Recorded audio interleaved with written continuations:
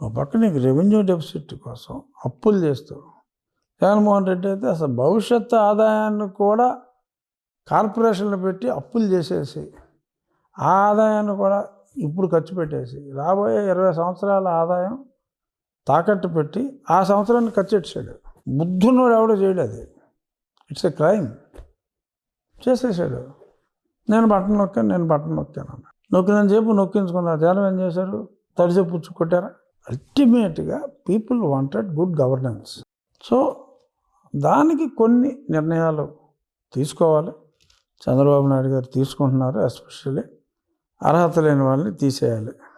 ఈ కార్డులు అర్హతలు ఉన్న వాళ్ళు ఇంకా ఉంటే వాళ్ళకి ఇవ్వాలి, లేని వాడికి మటుకు ఇవ్వకూడదని ఏదో వడపోత కార్యక్రమం చేపట్టారు. సరే, జగన్మోహన్ రెడ్డి అండ్ కంపెనీ కామెంట్లు చేయొచ్చు, బట్ మనం సరైనది అనుకున్నప్పుడు కళ్ళు మూసుకొని వెళ్ళిపోవటమే. ఆ దిశగానే ముఖ్యమంత్రి గారు వెళ్తున్నారు. ఎస్, ఈ ఎలోన్ కెన్ డూ ఇట్.